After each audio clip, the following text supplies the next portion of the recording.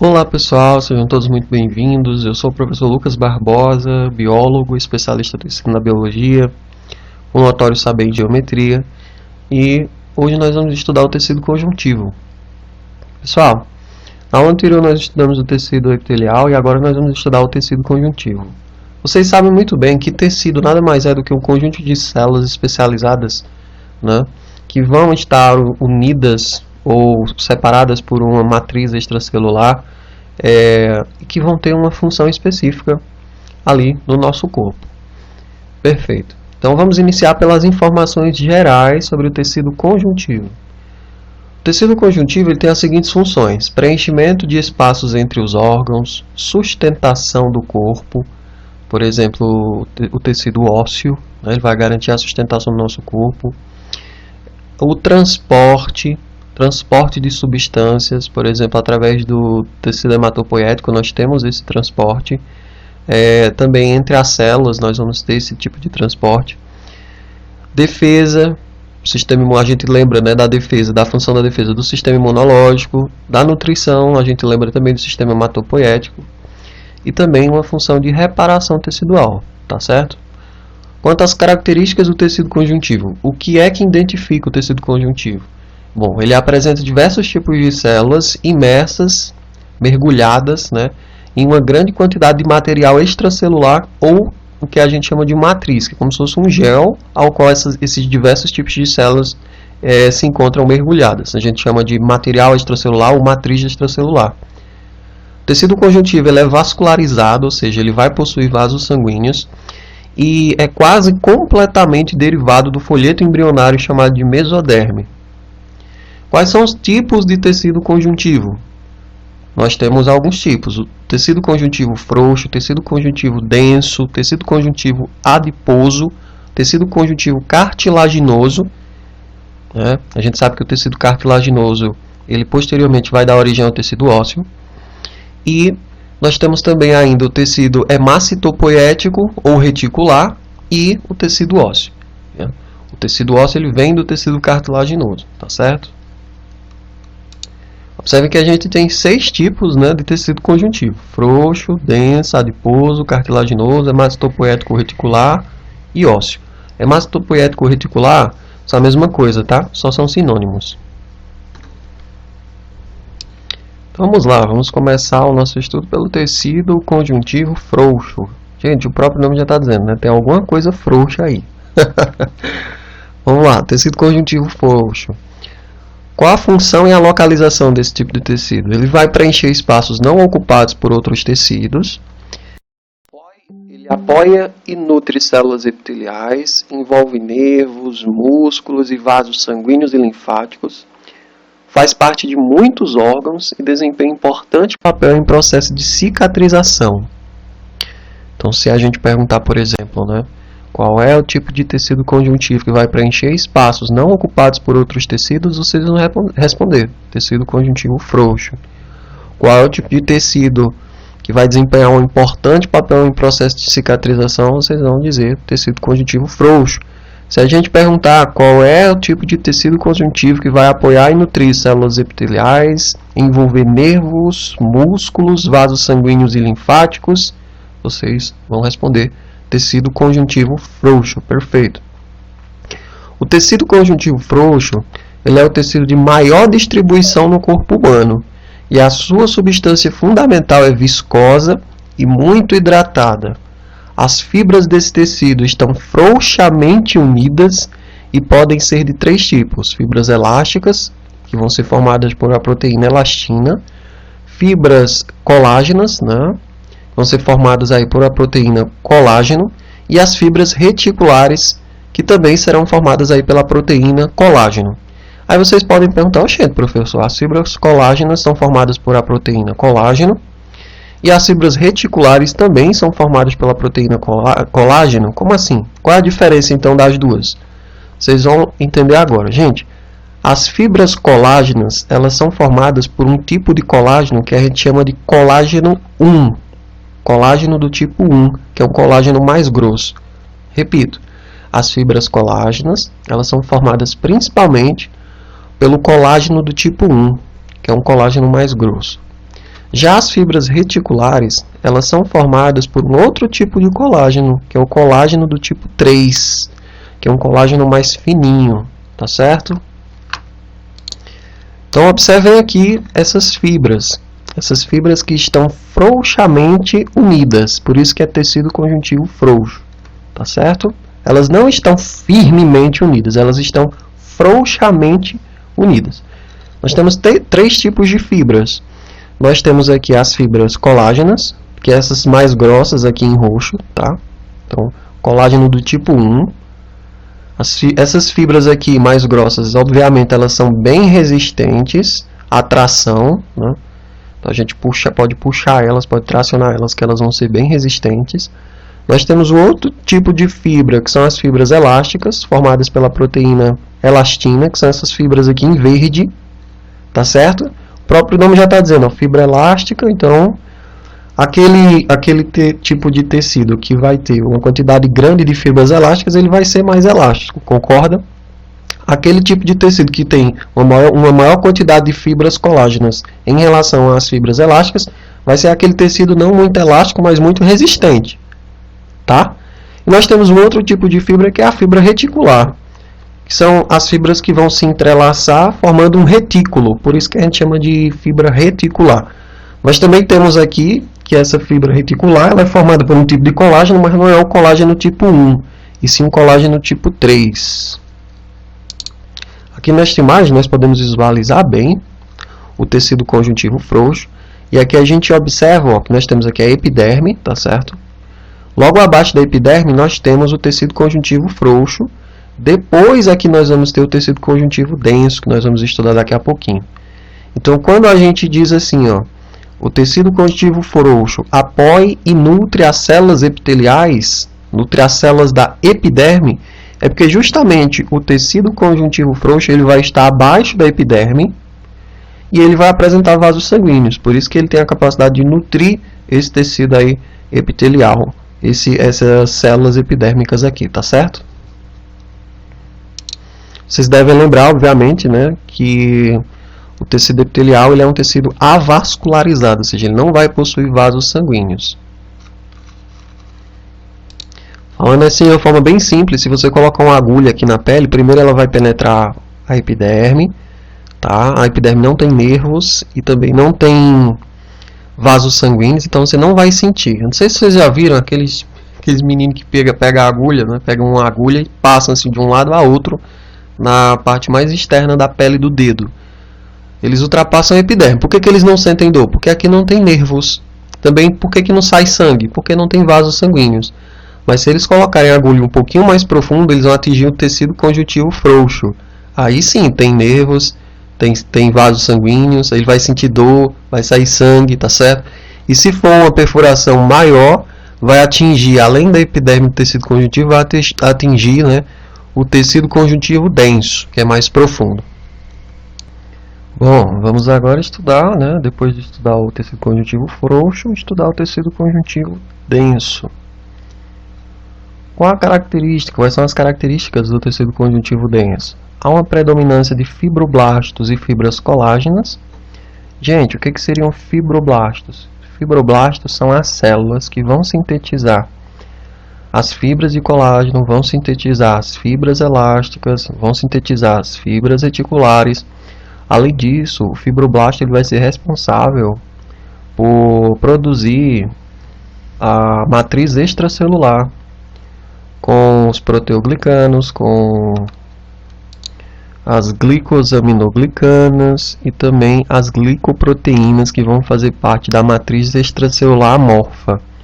Então, repetindo, qual a função dos fibroblastos, que são células do tecido conjuntivo? Os fibroblastos vão sintetizar as fibras, colágeno, elástica e reticulares. Além disso, os fibroblastos eles vão produzir a matriz extracelular, que é o gel que fica entre essas fibras, né, e entre as células também.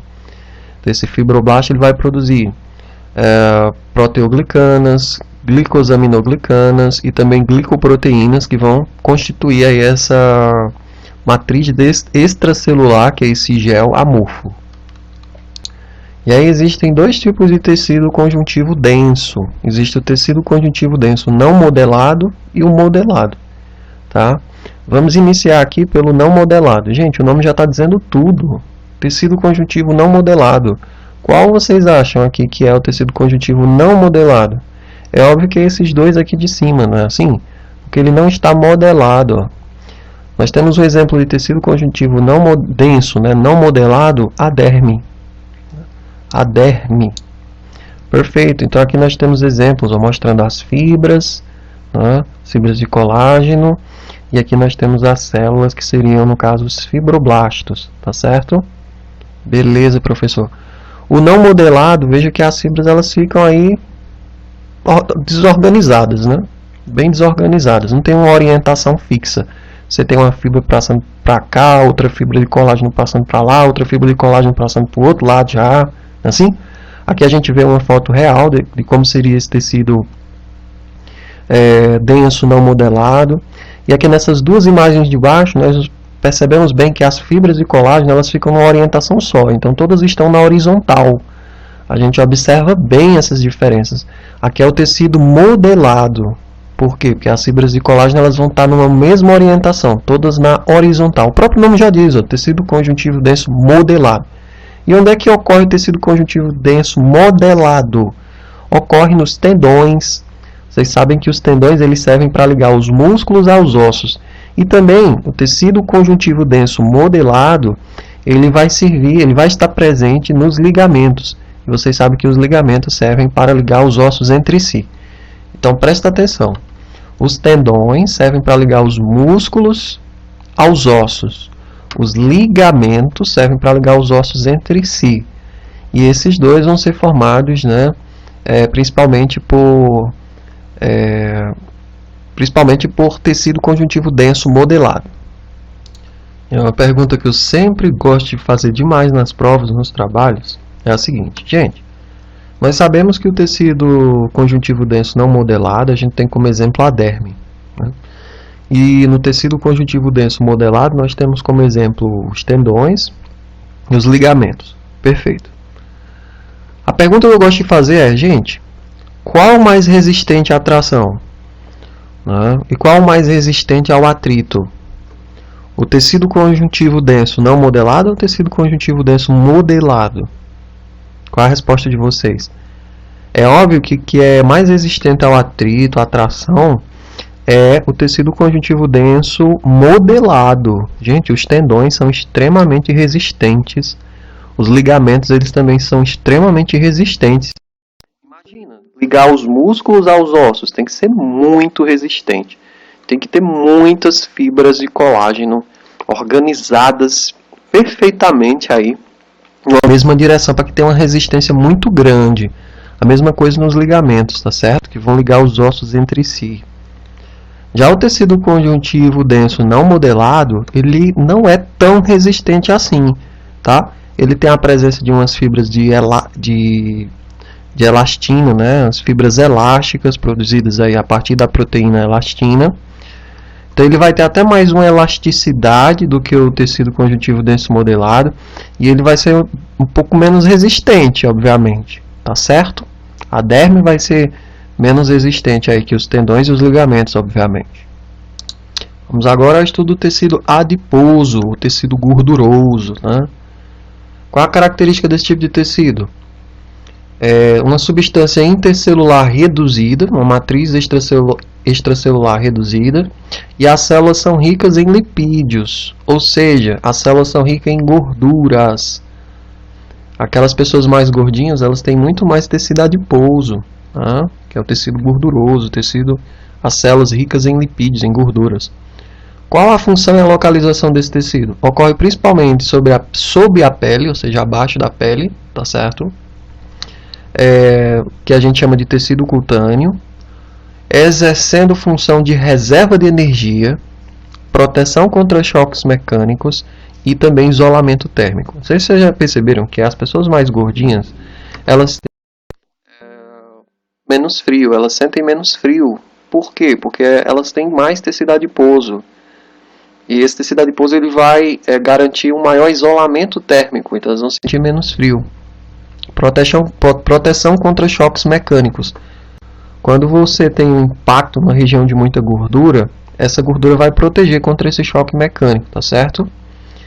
E também função de reserva de energia. Por quê? Porque os lipídios, as gorduras, elas concentram uma grande quantidade de energia que o corpo poderá usar em algum momento. Então, o tecido adiposo tem essas funções, né? Reserva de energia, proteção contra choques mecânicos e também isolamento térmico. Ocorre também ao redor de alguns órgãos, como os rins e o coração. Tá? Também ocorre ao redor do fígado. Mas quando a gente tem uma grande quantidade de tecido adiposo ao redor dos órgãos, aí, dos rins, do coração, do fígado, a gente tem problemas. Então, tem uma certa quantidade, é normal ter uma certa quantidade, tá? Mas quando em excesso, quando de forma exagerada, pode causar problemas nesses órgãos. Principalmente no fígado e no coração, tá ok?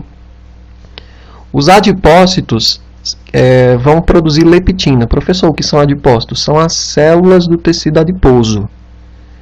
Estão aqui na imagem, tá? São os adipócitos, as células do tecido adiposo. E elas vão produzir um hormônio chamado de leptina. E esse hormônio, ele vai controlar o apetite da pessoa, tá? É um hormônio que vai atuar no hipotálamo, que é uma região lá do nosso encéfalo, tá ok? Então aqui a gente tem uma imagem do tecido adiposo. Nós temos a presença de vasos sanguíneos, como vocês observam aí, de células adiposas, que são esses círculos, tá? Aqui você tem uma célula adiposa, aqui você tem outra. Eu não sei se o mouse está contornando aí para vocês verem bem direitinho, mas nós temos várias células adiposas. E aqui do lado nós temos duas células adiposas.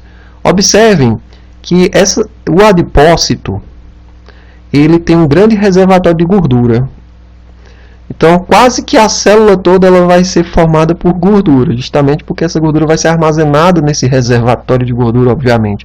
E as organelas e o núcleo celular elas vão ficar todas espremidinhas ali em um canto bem próximo à membrana plasmática, tá certo? Então, o excesso de gordura presente nos adipócitos, eles acabam expandindo o tamanho da célula. Essa célula acaba expandindo para poder armazenar mais gordura à medida que a pessoa vai engordando. E essa gordura ela vai sendo usada aí como combustível para produzir energia. Perfeito? Então, quando você já é adulto, o que acontece?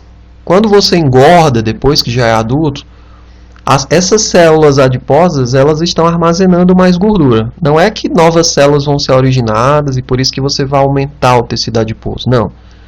É apenas porque as células elas vão armazenar, elas vão esticar mais para poder armazenar mais gordura. Tá certo? Vamos agora estudar o tecido cartilaginoso. Tecido conjuntivo cartilaginoso. Tá?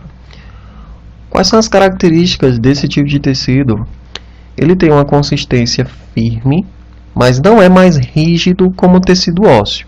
Ele não é mais rígido que o tecido ósseo, mas ele tem uma consistência bem firme. Não há nervos nem vasos sanguíneos nesse tecido. Muita atenção, olha.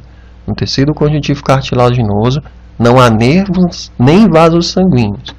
Sua nutrição é feita por capilares do conjuntivo que vão envolver, que vão ficar ao redor desse tecido, chamado de pericôndrio. Então, o pericôndrio, nele vai conter capilares do conjuntivo que vão fazer a nutrição desse tecido cartilaginoso, tá? O tecido cartilaginoso ele não tem nervos e nem vasos sanguíneos. Qual a função do tecido conjuntivo cartilaginoso? Sustentação, revestir superfícies articulares facilitando os movimentos e é fundamental para o crescimento dos ossos longos. Repetindo, a função do tecido conjuntivo cartilaginoso é a sustentação, revestir as superfícies articulares, revestir as articulações, facilitando os movimentos, e também é fundamental para o crescimento de ossos longos. Bom, onde é que a gente encontra o tecido cartilaginoso no nosso corpo? No nariz. O seu nariz não é formado aí por osso, só osso não, tá? Ele tem uma partezinha que é de osso, mas a grande parte dele é cartilagem. Os anéis da traqueia, que estão presentes, dá para você sentir aí no seu pescoço. Os anéis da traqueia são feitos de cartilagem. E dos brônquios também. a orelha externa. Então, pavilhão auditivo, vocês podem pegar um pavilhão auditivo aí para ver a consistência do tecido cartilaginoso, né? A epiglote e algumas partes da laringe. Atenção! No feto, o tecido cartilaginoso é muito abundante, pois o esqueleto é inicialmente formado por tecido cartilaginoso, que depois é substituído por tecido ósseo. Então, vocês devem lembrar que o feto, inicialmente o esqueleto do feto, é constituído por cartilagem. Só depois é que essa cartilagem vai ser substituída por tecido ósseo. Tá? Nós temos basicamente 3 tipos de tecido cartilaginoso. Nós temos a cartilagem hialina. Eu vou mostrando a imagem também, que eu acho que fica mais fácil, né? Para vocês entenderem. A cartilagem hialina é esta daqui, ó, tá? Não sei se eu vou conseguir marcar. Essa daqui, pronto. Vai dar para marcar assim, tá? Essa daqui, essa é a cartilagem hialina. Ela é uma matriz homogênea com quantidade moderada de fibras colágenas. E a cartilagem hialina ela vai estar presente. Ela vai formar o nariz, a laringe, os anéis da traqueia e os brônquios. E também o esqueleto do feto. Na cartilagem hialina, nós não temos fibras elásticas, tá? Sem fibras elásticas, a gente só vai ter fibras colágenas. Repetindo, a cartilagem hialina ela tem uma matriz homogênea com quantidade moderada de fibras colágenas. E nós temos aí a presença da cartilagem hialina no nariz, laringe, anéis da traqueia e brônquios e no esqueleto do feto. O outro tipo de tecido cartilaginoso é a cartilagem elástica. Além das fibras colágenas, esse tipo de cartilagem, a cartilagem elástica, possui grande quantidade de fibras de elastina.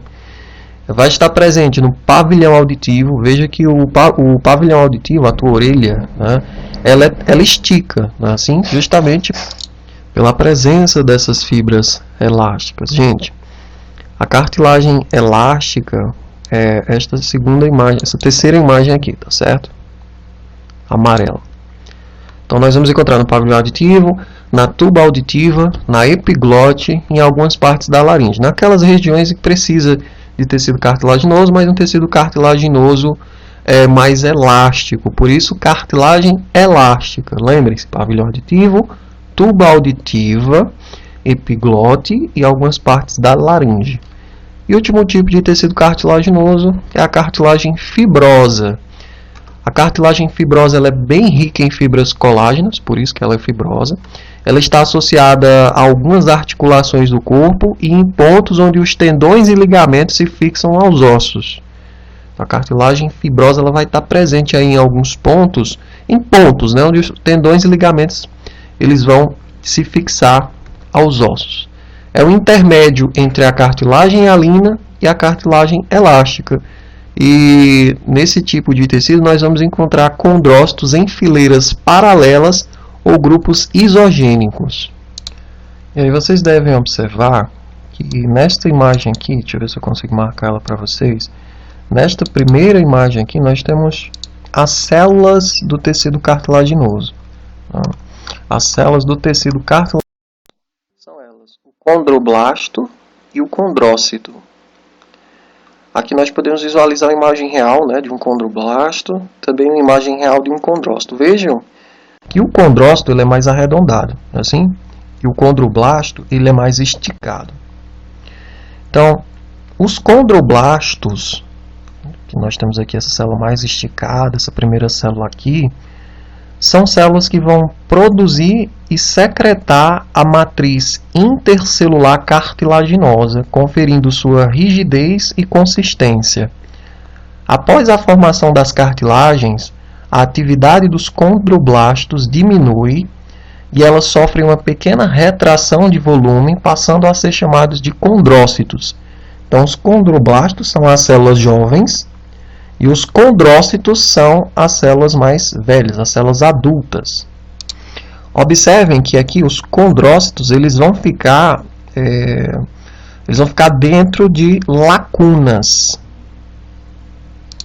Lacunas de um tecido cartilaginoso produzido pelos condroblastos. Essa lacuna ela é bem característica porque ao redor do condrócito nós vamos ter uma região branca. tá certo? Então aqui na imagem nós podemos identificar bem os condrócitos, eles estão envolvidos por uma região branca. Logo após essa região branca nós temos a lacuna. Então, fazendo a recapitulação, aqui a gente tem a cartilagem hialina, né, nessa imagem. Aqui nós temos a cartilagem fibrosa, deixa eu ver se eu consigo marcar aqui. Aliás, a cartilagem elástica. E aqui nós temos a cartilagem fibrosa. Vamos agora estudar o tecido sanguíneo, estudar o nosso sangue. Gente, as células presentes nesses fluidos, no sangue, são formadas no tecido conjuntivo hemacitopoético. Vamos tirar esse S aqui que está errado, né? Desconsiderem esse S. Então vamos ver quais são as células presentes no nosso sangue.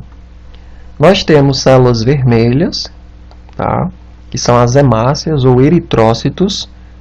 São as células vermelhas do nosso sangue, que vão dar a coloração vermelha ao nosso sangue. E nós temos as células brancas, que são as células de defesa chamadas de leucócitos. Nós temos vários tipos de leucócitos. Nós vamos estudar daqui a pouquinho de um por um, tá? E ver qual é a função dele. Além das células vermelhas, hemácias ou eritrócitos, e as células brancas do sangue, que são os leucócitos, as células de defesa, nós temos também a presença de plaquetas. Plaquetas são fragmentos de uma célula chamada de megacariócito, tá certo? Então, estes são os elementos figurados do sangue. As hemácias ou eritrócitos, os leucócitos ou células brancas e as plaquetas, que são fragmentos de uma célula chamada megacariócito.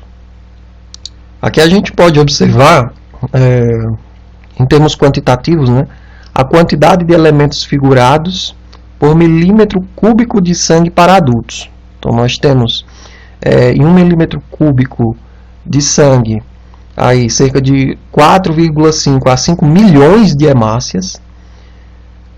Em 1 milímetro cúbico de sangue no adulto, nós temos cerca de 5.000 a 10.000 leucócitos, uma quantidade bem menor, né, pessoal? E também em 1 milímetro cúbico de sangue em um adulto, nós temos de 200.000 a 400.000 plaquetas. Então, observem, a maior quantidade é de hemácias, depois a maior quantidade é de plaquetas e depois de leucócitos. Aqui nós podemos visualizar os tipos de leucócitos, tipos de célula de defesa que a gente tem no nosso sangue, tá? Então aqui nós temos neutrófilos, eosinófilos, basófilos, linfócitos e monócitos, de forma bem básica. Vamos iniciar aqui primeiro estudando o que a gente chama de granulócitos, que são 3 tipos de célula. Por que granulócitos? Porque são células que vão apresentar grânulos no citoplasma, que são esses pontinhos dentro do citoplasma, tá certo? Por isso que a gente chama de granulócitos. Quem são os granulócitos? Neutrófilos, eosinófilos e basófilos. Vamos começar estudando aqui pelo neutrófilo. O neutrófilo, ele geralmente tem um núcleo trilobulado, formado por 3 lóbulos, tá?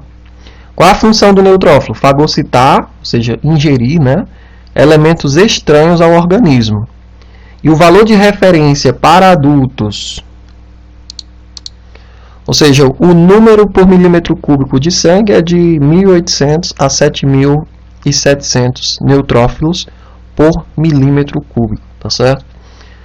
Outro tipo de granulócitos são os eosinófilos. Em relação ao núcleo, ele tem um núcleo bilobulado, formado por 2 lóbulos, e a função dele, basicamente, é fagocitar apenas determinados elementos. Ele vai estar presente em quantidade aumentada. Essa célula vai estar presente em quantidade aumentada em doenças alérgicas ou provocadas por parasitas intestinais. Nesses casos, há um aumento do número dessas células. Lembre-se, doenças alérgicas ou provocadas por parasitas intestinais, os eosinófilos eles vão estar com uma quantidade maior no sangue. E aí, no exame de sangue, a gente consegue detectar isso, certo? A quantidade de referência para adultos por milímetro cúbico é de 50 a 450. E os basófilos, que são o último tipo de célula que a gente chama de granulócito também, por a presença desses grânulos, nós percebemos que eles vão possuir grânulos citoplasmáticos bem grandes, chegando até mesmo a mascarar o próprio núcleo. A gente praticamente só observa grânulo. No microscópio a gente quase não observa o núcleo, porque há uma grande quantidade de grânulos que vão mascarar esse núcleo. A função dos basófilos é liberar a heparina, que é um anticoagulante, e também a histamina, que é uma substância vasodilatadora liberada em processos alérgicos. Então, os basófilos eles também tendem a estar alterados durante processos alérgicos, tá? E durante aí processos que vão envolver a necessidade da liberação da heparina, que é uma substância anticoagulante. A quantidade por milímetro cúbico, né, o valor de referência para adultos é de 10 a 200 basófilos no sangue. E aí existe uma outra classe de células de defesa que a gente chama de agranulócitos, que são aquelas células que não vão apresentar grânulos no citoplasma. São elas os linfócitos e os monócitos. Vamos iniciar o nosso estudo aqui pelos linfócitos.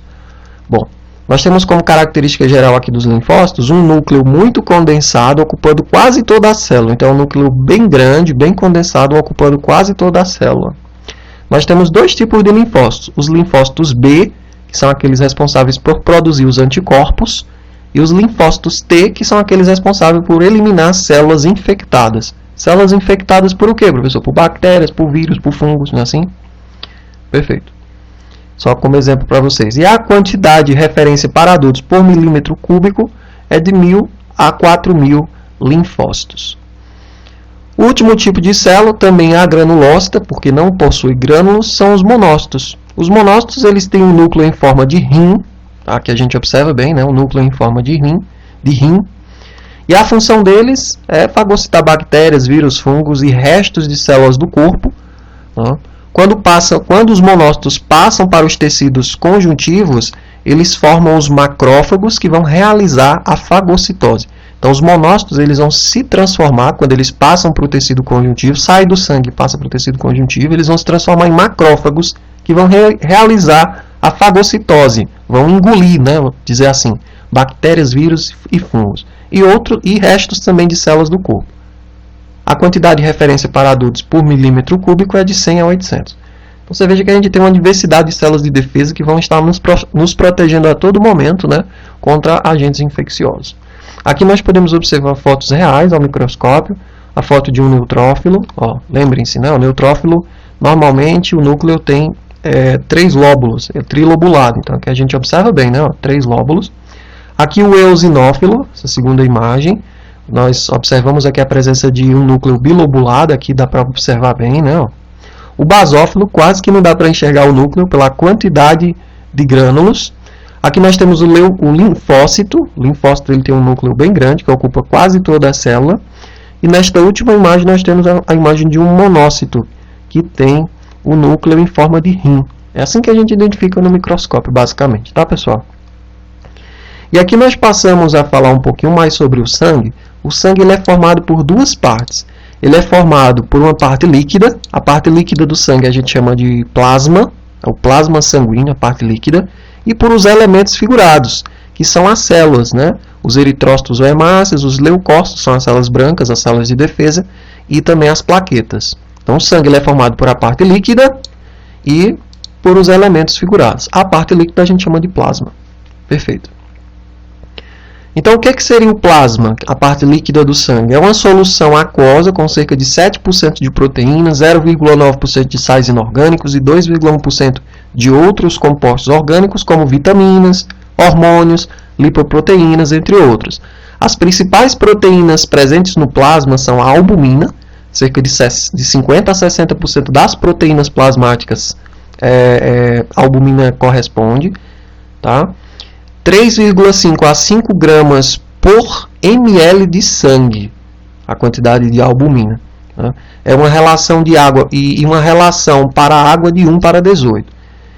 Nós vamos ter também a presença no plasma de imunoglobulinas, que são os anticorpos. Pessoal, os anticorpos eles são proteínas que ficam no plasma, na parte líquida do sangue. E aí nós temos os elementos figurados, né? São as hemácias. 42 a 47% do volume do sangue são hemácias. As hemácias elas têm um tempo de vida de 120 dias, tá certo? Nós temos também os leucócitos, que são os glóbulos brancos, as células brancas, as células de defesa, que vão ocupar cerca de 1% só do volume do sangue. E nós temos as plaquetas, que são originadas por a fragmentação de megacariócitos, que é um tipo de célula, da medula óssea, e vão ocupar aí cerca de 1% do volume do sangue, já que elas são bem pequenas. E permanecem no sangue por cerca de 9 dias e depois são degradadas. Então, o tempo de vida das hemácias, 120 dias, o tempo de vida das plaquetas, aproximadamente aí 9 dias. Nós temos também um tecido bem, um líquido bem curioso, que é o linfa, tá? A linfa, na verdade. A linfa, ela ocupa 10% do fluido intersticial e não retorna diretamente para o sangue, tá? Ela é coletada pelo sistema vascular linfático. O líquido presente nesses vasos é chamado de linfa. Então, o líquido presente nos vasos linfáticos é chamado de linfa. Na linfa, há células que a gente chama de linfócitos, tá? E a linfa ela é formada no fígado. A linfa formada no fígado, ela tem maior concentração de proteínas que a formada na região do intestino, onde ela passa a ser muito rica em gorduras, tá certo? Então, uma coisa é o tecido, aliás, uma coisa é a linfa, outra coisa é o sangue, tá? A linfa está dentro dos vasos linfáticos, o sangue está dentro dos vasos sanguíneos, não esqueçam disso. A linfa ela tem uma coloração meio que transparente, tá certo? O sangue tem uma coloração vermelha. E aqui, para encerrar a nossa aula, vocês sabem que as plaquetas são muito importantes na coagulação do sangue, assim? Então, por exemplo, você está andando, aí você pisa em algum objeto pérfuro-cortante, tá? E aí começa a sangrar. Por que está sangrando? Porque um vaso sanguíneo foi lesionado, sofreu um corte. E aí o nosso corpo precisa fechar esse corte no vaso sanguíneo para que o sangramento pare. E aí é onde entra a importância das plaquetas, tá? Então, vocês já devem ter observado aqui na imagem que as plaquetas elas vão se direcionar a esse local cortado, tá? Esse local lesionado do vaso sanguíneo. Elas vão se agrupar ali, tá? E também elas vão dar origem a todo o processo da coagulação, tá? Então aqui a gente pode ver a sequência de reações, ó. Plaquetas e células danificadas vão ativar a tromboplastina. A tromboplastina ela vai entrar aqui junto com o cálcio e a vitamina K para converter a protrombina em trombina. Quando há a conversão da protrombina em trombina, tá, essa trombina vai converter o fibrinogênio em fibrina e aí nós vamos dar origem a esses filamentos brancos aqui que vão fechar o corte. Essas partes em vermelho são as hemácias, tá? É muito importante para que ocorra o fechamento de um ferimento, a participação das plaquetas, tá? A participação do cálcio e da vitamina K, que vão entrar aqui, né, juntamente com a tromboplastina, para converter a protrombina em trombina, e essa trombina vai converter o fibrinogênio em fibrina, produzindo essas fibras em branco aqui que vão servir para fechar, vão servir para tampar esse corte, tá certo? Então aqui nesta imagem nós podemos ver que quando ocorre um corte, há a constrição do vaso sanguíneo nessa região do corte para perder menos sangue, tá certo? E a produção dessas fibrinas a partir de todas essas reações, tá? E também de fibras colágenas, que a gente pode observar fibras colágenas no vaso danificado. Então o que é que vocês precisam saber? Que as plaquetas são extremamente importantes no processo de fechamento de um corte em um vaso sanguíneo, tá? Para evitar hemorragias. Pessoal, era isso. Espero que vocês aproveitem ao máximo esta aula. Um grande abraço e até a próxima.